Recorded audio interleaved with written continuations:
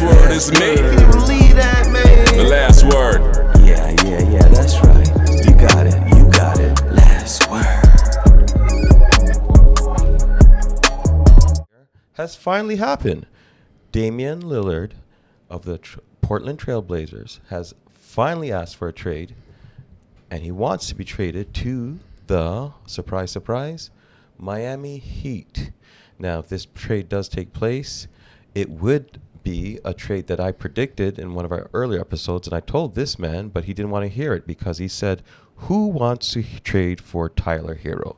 But we hear Tyler Hero's name going around, so it is a possibility. And, of course, my predictions would, of course, come true. So I'm asking you, Mr. Chiron, what do you think this will mean for the Miami Heat if this trade actually does go through? Does this make Miami now the favorites in the East once again?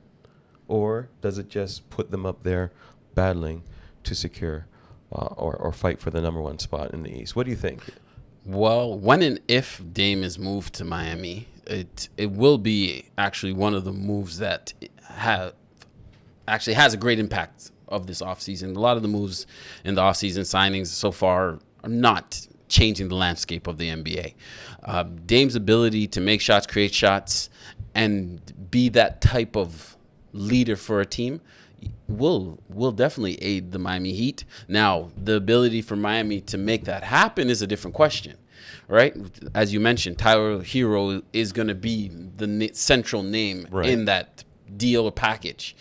However, I see no reason for Portland to want to take on Tyler Hero with his max deal and them essentially having potential players that are better than him as young options, whether it's Sharp and Simmons and obviously the rookie Scoot that they've just drafted. So how I see this playing out is, Dame's agent does have the free will to contact Miami via Portland to arrange a deal. They're going to probably push back, say, we're not really interested in Hero. But if you can shop Hero out there to get some picks, potentially a different young player, then I see Portland being incentivized to complete that deal. Now, how Miami gets that done is going to be a little interesting. So I see it going to still take a little time for this deal to work out.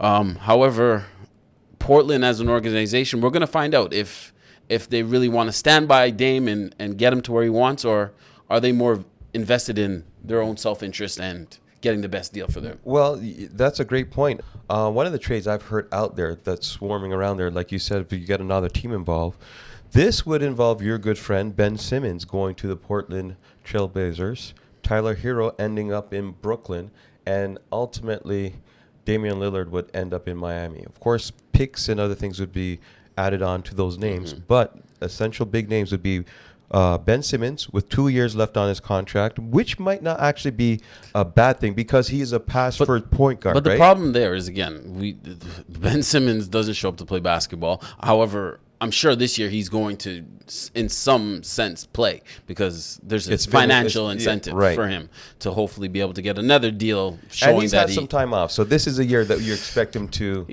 actually do something. He's had a lot of years off. Yeah. But Brooklyn is short of picks.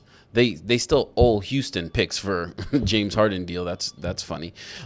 They're Brooklyn, short on deep picks, if they're moving Simmons, that's going to be a move that has to be aided with picks. And where are their picks? They don't have picks. So it's as nice as it is to want to believe that Brooklyn could be involved in the Dame deal, I just don't think they have the assets. Are you saying that Brooklyn wouldn't want to get off Ben Simmons' contract? Of course Brooklyn would want to, but getting off of Ben Simmons' contract, they're gonna have to put in picks to incentivize teams to take that.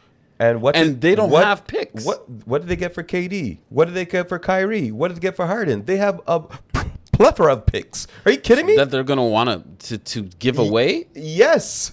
As opposed to, hey, you're we can see what we can get out of him, and hopefully they just read up on Cam Johnson.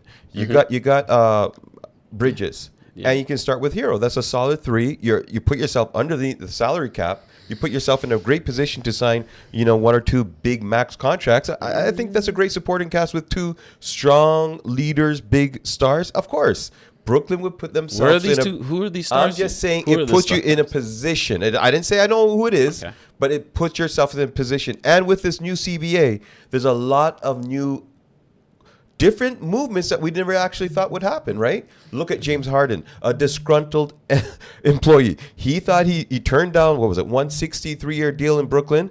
Then said, okay, you know what, guys, I'll take less money and we'll sign on PJ Tucker and some other fillers for Philadelphia. So he was actually hoping for a big payday coming up. Yeah. But unfortunately, the CBA kicked in. He wasn't anticipating it. And now what? Disgruntled employee says, okay, I'll opt in, but make sure you trade me to somewhere else. And that somewhere else, I think he just cares if he gets a long-term contract where he can cash out once more for the last time. Yeah, he obviously right? wants to make back that money that. And I think the one thing that he has lost. going for him is that he had multiple 40-point games in the playoffs. Also, he led the league in assists. So but let's not forget about the last 3 games. Well, of we're the not- playoffs. And yes. again, He'll blame that on Doc Rivers. The last The image scapegoat was Doc. of you on the court is typically what, unfortunately, was it 3 points or something like that? people walk away with, and that is the taste that James, people always big have in their game. mouth.